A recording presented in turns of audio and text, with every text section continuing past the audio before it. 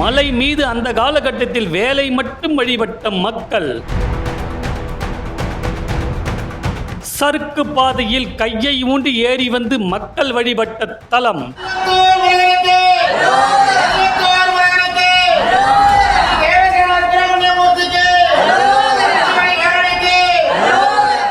மக்கள் அதிகமாக வழிபடுவதால் 108 படி நிறுவி ராஜகோபுரம் எழுப்பிய வரலாறு.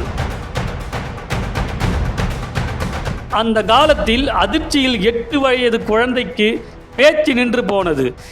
இங்கு வந்து இரவில் தங்கியதால் உடனே பேசிய அதிசயம்.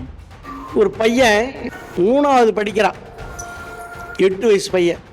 திடீர்னு பேச்சு நின்று போச்சு. ஏதோ ஒரு திகில், அவனுக்கு பேச்சு நின்று போச்சு. அவங்களுக்கு ட்ரீட்மெண்ட் போகிறதுக்கு வசதி இல்லை. அவங்க கொண்டாந்து இரவு பகல் அங்கே தங்கி வச்சுருந்தாங்க கோவிலில். கேட்டாங்க தங்கிட்டு போகலாம் அப்படின்னு. அப்புறம் அந்த கொட்டார வசதியெல்லாம் கிடையாது. ஒரு கீத்து கொட்டை தான் இருக்கும் மேல்கிட்ட. தங்கியிருந்தாங்க. ஒரு வாரத்தில் அவனுக்கு பேச்சு வந்துச்சு. தீராத வியாதிகளை இங்கு வந்து வேண்டிக் கொண்டால் அது உடனடியாக தீர்ந்து போவதாக கூறுகிறார்கள். இன்னும் சில பேருக்கு இந்த வியாதிக்கு இதான் தீர்ப்புன்னெலாம் சொல்லி டாக்டருங்க சொல்லி அது தீராது உனக்குன்னு சொல்லி அவங்கெல்லாம் 15 நாள் ஒரு மண்டலம் கூட இல்லை, சும்மா படுத்து கிடந்தவங்க படுக்கடியா. பாத்ரூம் போகிறதுக்கு கையை ஊனின்னு போகிறவங்களாம் திரும்பி 15 நாள் சின்ன தானாகவே மலையேறி வந்தாங்க. 6 படை முருகரையும் ஒரே இடத்தில் பார்க்கும் ஸ்தலம். நவகிரக தோஷங்கள் நீங்க இந்த கோவிலை தரிசித்தால் உடனடியாக தீர்ந்து விடுகிறது என்று பக்தர்கள் கூறுகிறார்கள். சஷ்டி செவ்வாய்க்கிழமை போன்ற நாட்களில் 5000 பக்தர்கள் மேல் வழிபடும் ஸ்தலம். வீடு, சொத்து, குழந்தை பாக்கியம், திருமண தடை, தீராத உடல் பிரச்சனை, பில்லி சூனியம் போன்ற எண்ணற்ற பிரச்சனைகளுக்கு இந்த கோவிலை நாடினால் தீர்ந்து விடுவதாக பக்தர்கள் கூறுகிறார்கள். ஹலோ ஃப்ரெண்ட்ஸ், நாம் இப்போ எங்கே போகிறோம்னா உதயத்தூர் முருகரை பார்க்க தாங்க. ஆமாங்க, இந்த கோவிலை தரிசித்தால் உங்களுடைய எண்ணற்ற பிரச்சனைகளுக்கு தீர்வு கிடைப்பதாக அங்குள்ள பக்தர்கள் கூறுகிறார்கள். இந்த கோவிலின் வரலாறு பற்றி அந்த கோவிலின் நிர்வாகி முழுமையாக கூறுவார். இந்த மலை மேலே சில தலைமுறைகளுக்கு முன்னாடி இந்த வேல் சக்தி வேல் அப்படின்னு இந்த பெரியவங்க கொண்டு வந்து நட்டாங்க. அப்போல்லாம் எனக்கு ரொம்ப எலிமெண்ட்ரி ஸ்கூல் படிக்கிறேன், சின்ன வயசு. அப்போ வந்து வேடிக்கை பார்த்தோம். இங்கே 10 பேர் கூட நிற்க இடம் இருக்காது, சறுக்கு பாறை. அந்த வேலுக்கே வழிபாடு, பூஜை, வருடம் ஒரு முறை அலகு போட்டு தேர் இழுக்கிறது, அப்படி செய்து வந்தாங்க. அப்போ இதுக்கு ஆதரவாளர்கள் ஒரு கம்மின்னு சொல்லலாம். முருக பக்தர்கள் ஓரளவுக்கு இந்த கிராமத்தில் கம்மி அப்படின்னு சொல்லலாம். இந்த சறுக்கு பாறையில் கையை ஊனின்னு தான் ஏறி வரணும், படியெல்லாம் கிடையாது. நாங்கள் வந்து 1988 ஒரு திருப்பணி குழு ஒன்று ஆரம்பித்து அவங்க மூலமாக செங்கல் அறுத்து நாங்களே இந்த படியை 108 படியாக வர மாதிரி கனெக்ட் பண்ணி ஒரு படி அமைச்சிட்டு சைடில் அந்த விநாயகரை வச்சு கையெழுத்துக்கு விட்டு கீழே போட்டோம். ஏன்னா எங்கிட்ட அதுக்கு மேலே நிதி இல்லை. அதுக்கப்புறம் 1994 93 திரும்ப இந்த கோயிலை கட்ட ஆரம்பித்தோம். ஒரு படை வீடு தான் திருச்செந்தூர் கோலம் மட்டும் இருந்தது. வள்ளி தெய்வானை கூட கிடையாது. அதை மூலவராக ஸ்தாபனம் பண்ணி திருவண்ணாமலை ஆலயத்தினுடைய தலைமை அர்ச்சகர் உமாபதி சிவம் அவருடைய தலைமையில் ஒரு சிறப்பாக ஒரு கும்பாபிஷேகம் செய்து கொடுத்து போனாங்க. அன்னைக்கு அவர் ஆசீர்வாதம் பண்ணார், நீங்கள் ராஜகோபுரம் கட்டுவீங்க அப்படின்னாரு. எனக்கு சிரிப்பு தான் வந்தது. அந்த ஒரு ஆலயம் அமைக்கிறதுக்கே நாங்கள் வந்து திருப்பதாளம் போட்டோம், நிதிக்கு எங்கேருந்து கட்ட போகிறோம். அந்த பெரியவங்களுடைய ஆசீர்வாதம் 27 வருஷம் சென்று இது உண்மையாக போச்சு. இங்கெல்லாம் வந்து ஆத்மார்த்த பூஜை செய்தவங்க. இப்போ அது மாதிரிலாம் இருக்காங்களான்னு தெரியல.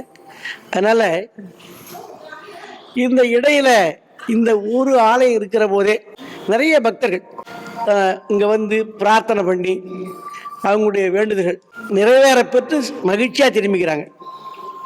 இதில் குறிப்பிடப்பட்டது என்னன்னா, ஒரு பையன் 3வது படிக்கிறான், 8 வயசு பையன். திடீர்னு பேச்சு நின்று போச்சு.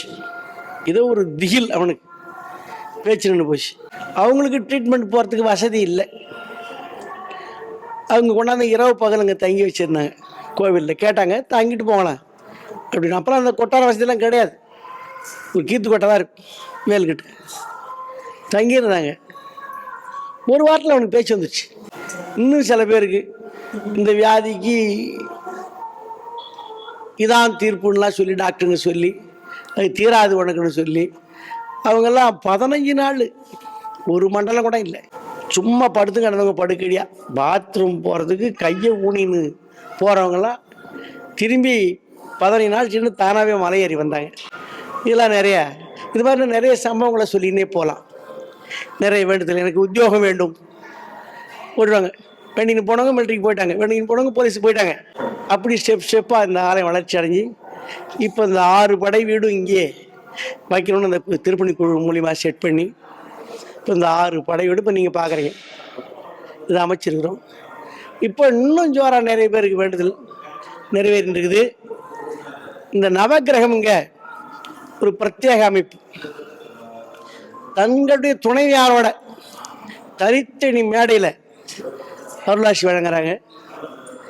எந்த விதமான தோஷம் எந்த கிரகத்தால் யாருக்கு இருக்குதோ அவங்க வந்து அங்கே விளக்கேற்றி வழிபட்டு போகிறாங்க.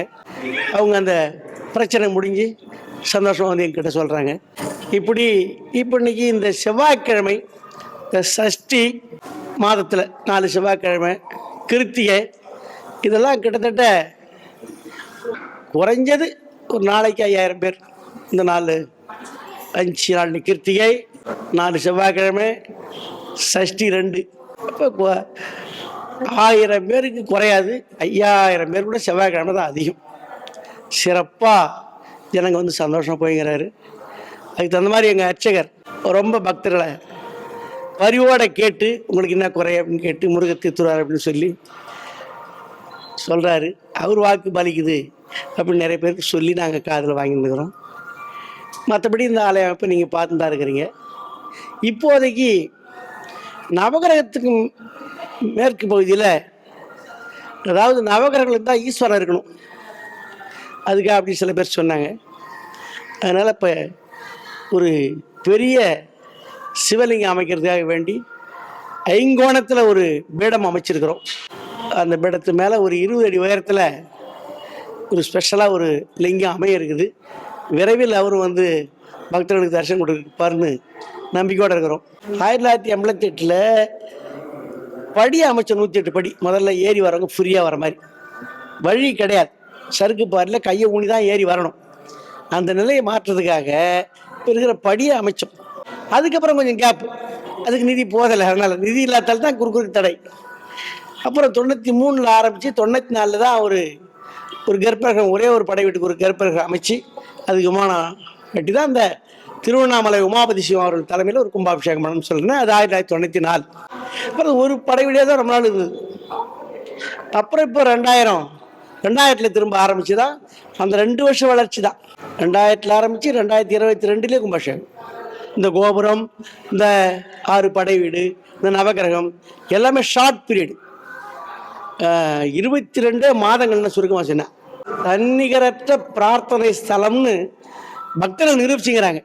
அவங்க எந்த கோரிக்கை வச்சு போகிறாங்களோ, எனக்கு வீடு அமையலை, எனக்கு பிளாட் வாங்க முடியல, எனக்கு உத்தியோகம் கிடைக்கல, எனக்கு குழந்தை பாக்கியம் இல்லை. இப்போ சமீபத்தில் ஒரு நிகழ்வு, நிறைய சொல்லணும்னா நேரமாகும், 7 வருஷம் ஆகி ஒரு தம்பதியருக்கு குழந்தை இல்லை அப்படின்னு சொன்னாங்க. இங்கே வந்து பிரார்த்தனை பண்ணின்னு போய் அவங்களுக்கு ஆண் குழந்தை பிறந்திருக்குது. அவங்க 1 லட்சம் ரூபா தரதா சொல்லிக்கிறாங்க.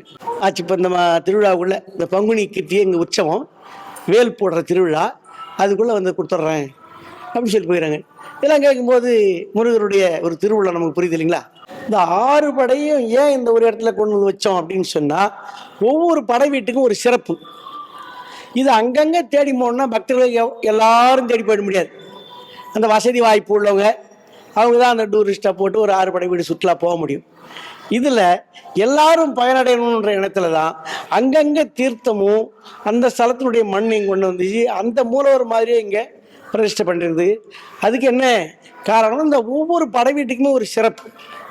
இப்போ சொல்கிறது பழமுதிர் சோலை அப்படின்னு சொல்கிறோம்னா அதில் வந்து என்னென்னா ஔவையாருக்கே சுட்டப்பழம் வேணுமா சுடாத பழம் வேணுமான்னு கேட்டு திருவிழாவில் பண்ண ஸ்தலம் பழமுதிர் சோலை.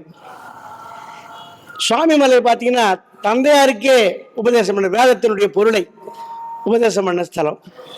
அப்போ பிள்ளைகள் கல்வி சிறந்து விளங்கணும்னா அந்த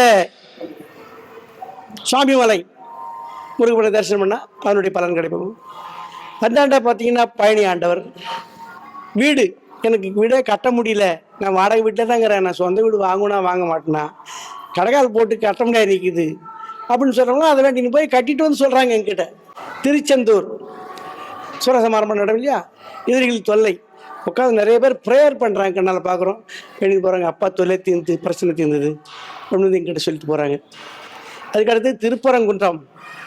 இந்த திருப்பரங்குன்றம் என்ன, திருமணமாகாத ஆண்களுக்கு திருமணத்தை செய்து வைக்கக்கூடிய ஒரு காட்சி திருப்பரங்குன்றம். பெண்களுக்கு திருமணம் ஆக வேண்டுமானால் வயர் இருக்கிற இந்த 6 பட ரவுண்டில் வயர் வச்சிருக்கணும்னா திருத்தணிகை.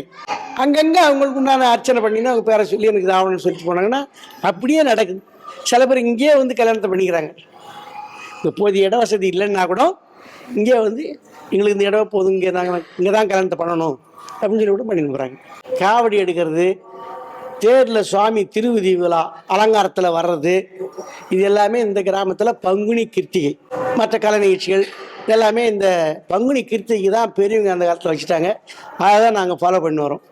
மற்றபடி முருகனுக்கு வந்த நாளில் அபிஷேகம், ஆராதனை, அன்னதானம், தைப்பூசம் ஆகட்டும், ஆடி கிருத்திகை ஆகட்டும், தை கிருத்திகை ஆகட்டும், இந்த மாதிரி நாட்களில் விசேஷ அபிஷேகம், விசேஷ ஆராதனை, அன்னதானம் அது மட்டும் தான் பண்ணி வரோம். திருவிழான்னா சுலபமாக சொல்லிடலாம்.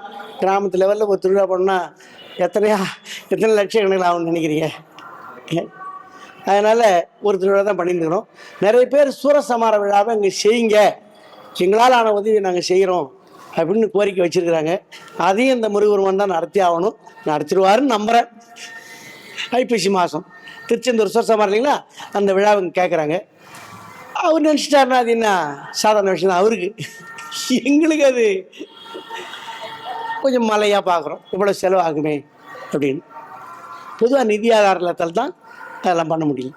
மேலும் இது போன்ற ஆன்மீக தகவல்களுக்கு நமது கோவல் பிளாக் சேனலை ஃபாலோ பண்ணுங்க.